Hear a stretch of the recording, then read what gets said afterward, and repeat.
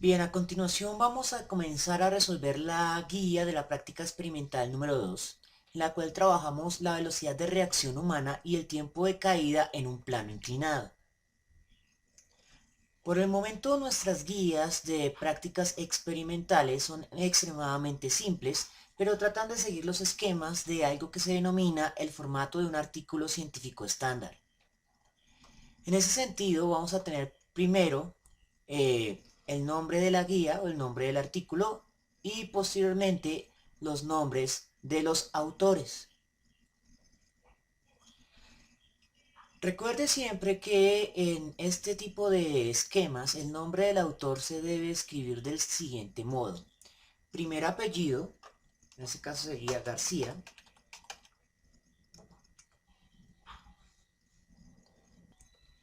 Después viene una coma.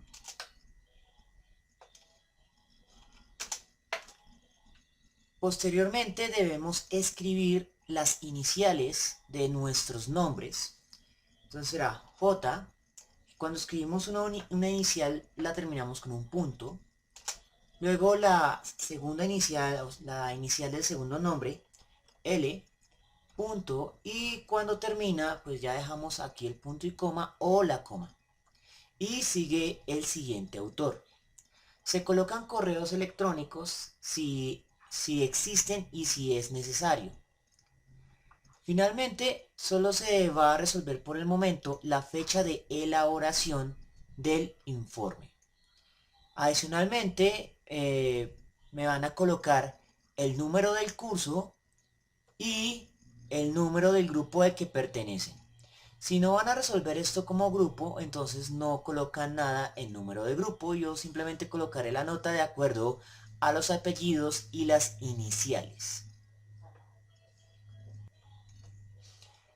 La siguiente parte del artículo o del informe son las palabras clave.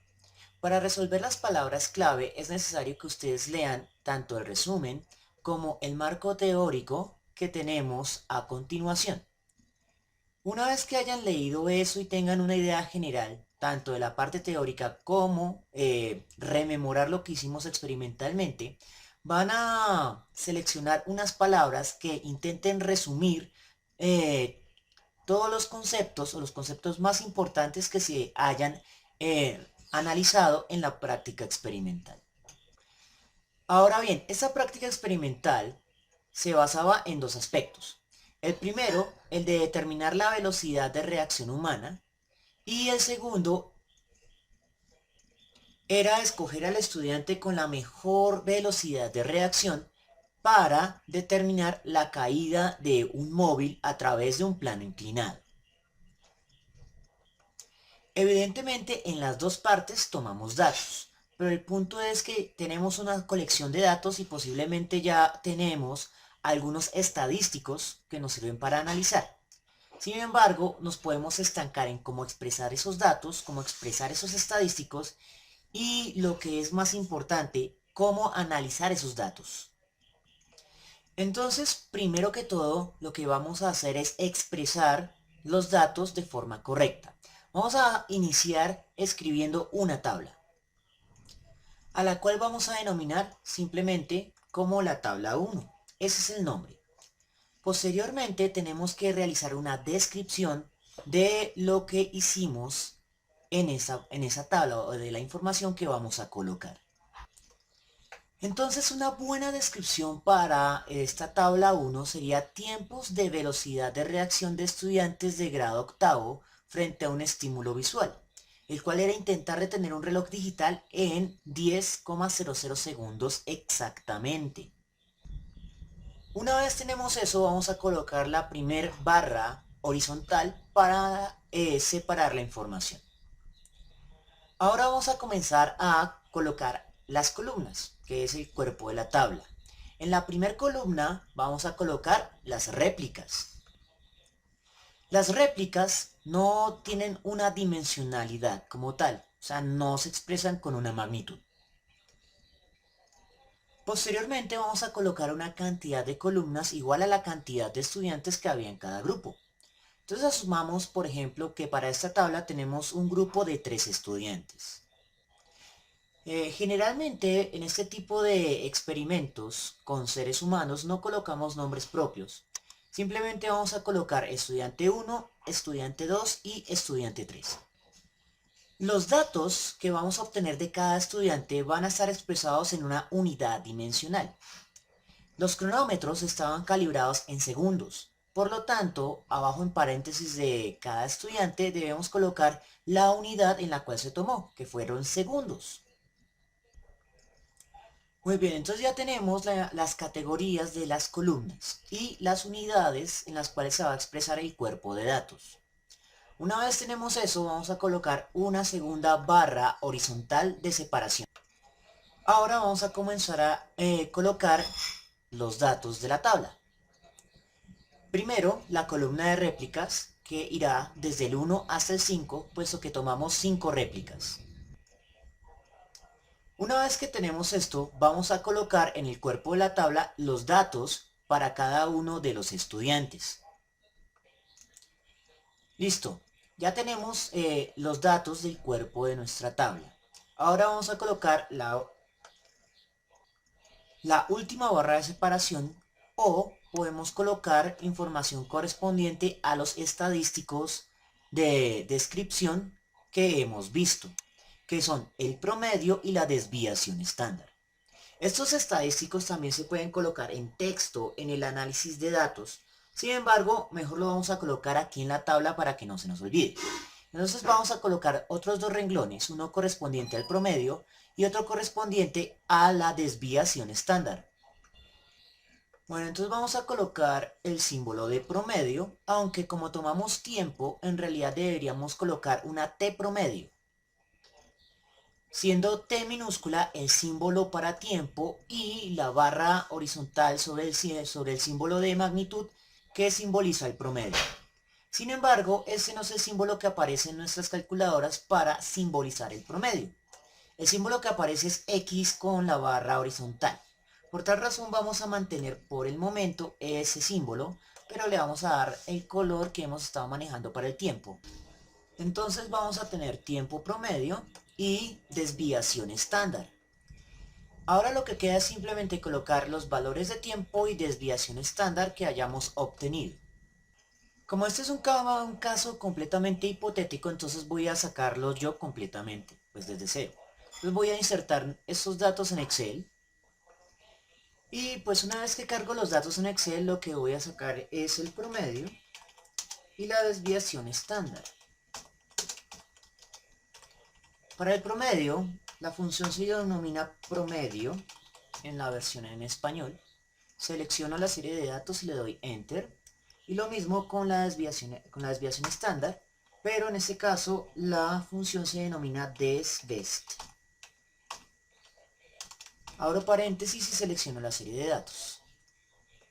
Aquí voy a organizar esto para que me quede en solo dos decimales. Pues hay muchas opciones, pero por el momento voy a utilizar una función que se denomina redondear. Voy a redondear. Abro paréntesis, está desbest hasta el final de la función, le doy punto y coma, le digo dos decimales, cierro paréntesis y le doy enter. Y ahí me redondea automáticamente a dos decimales. Ya lo único que queda es copiar y pegar la misma función para las otras dos columnas y obtenemos los promedios y las desviaciones estándar.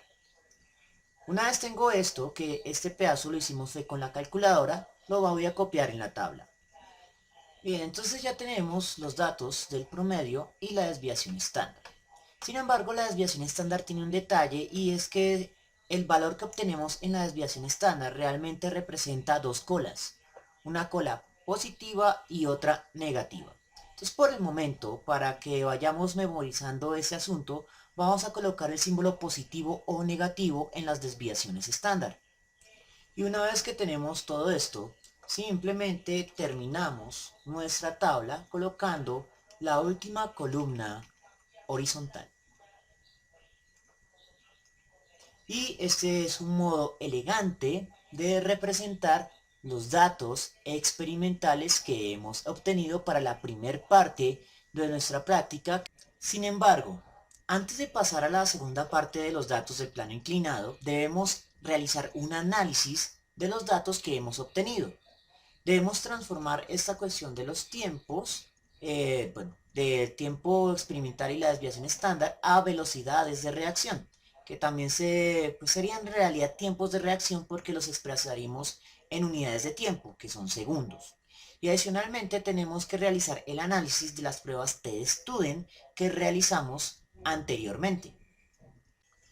Para esto debíamos escoger al estudiante que fuera más exacto y más preciso para tomar los tiempos. Para hacer eso debíamos hacer una prueba denominada prueba de TD-Student.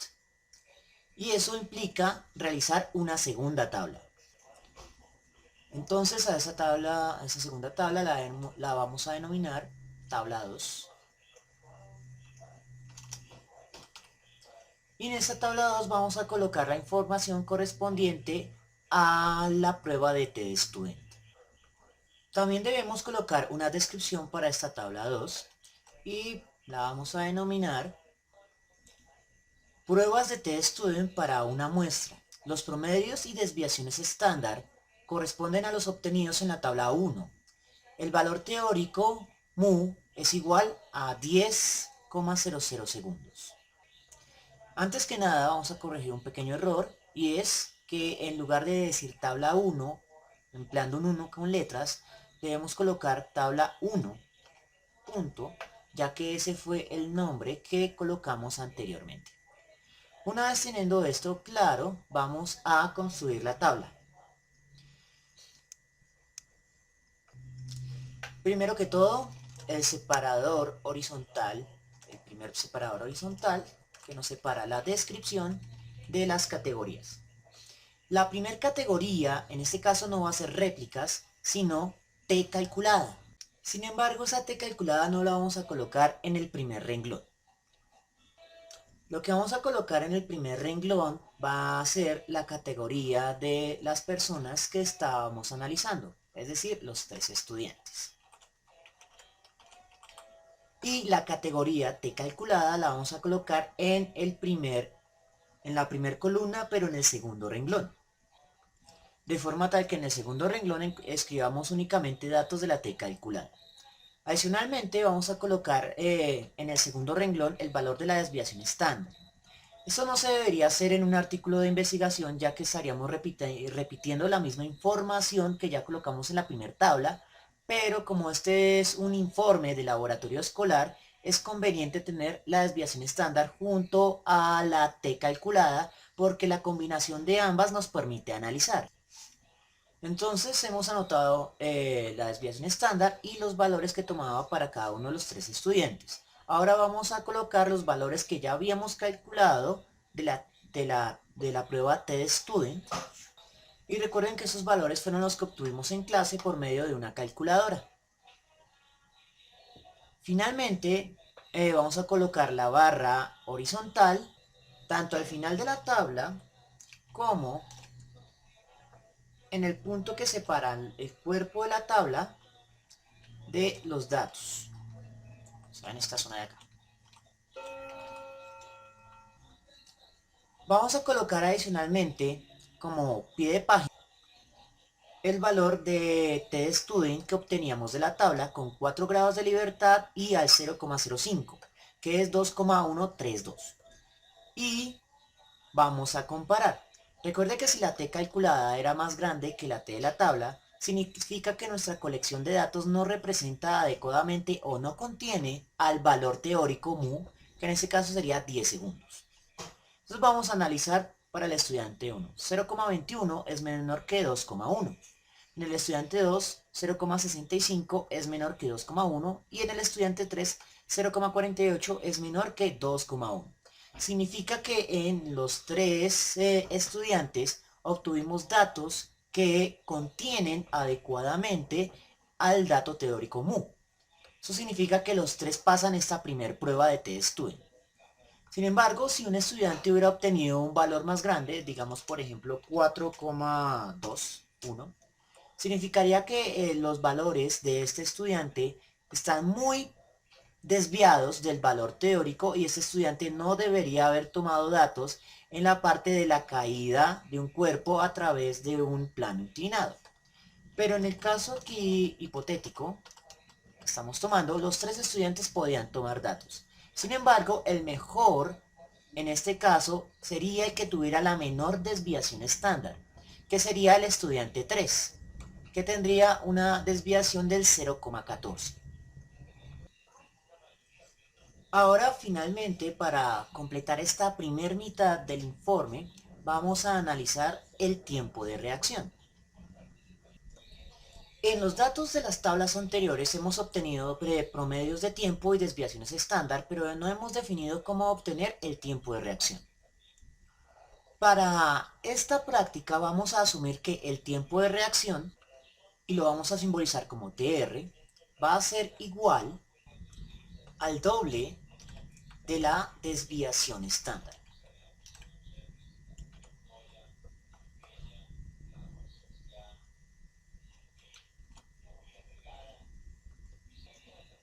Entonces podemos obtener el tiempo o velocidad de reacción para cada uno de los estudiantes.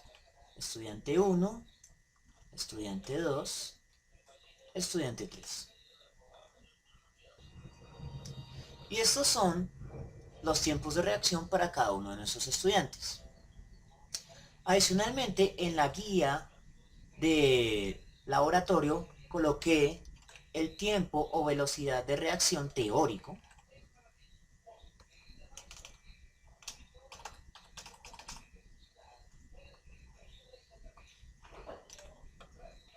que es de 0,25 segundos.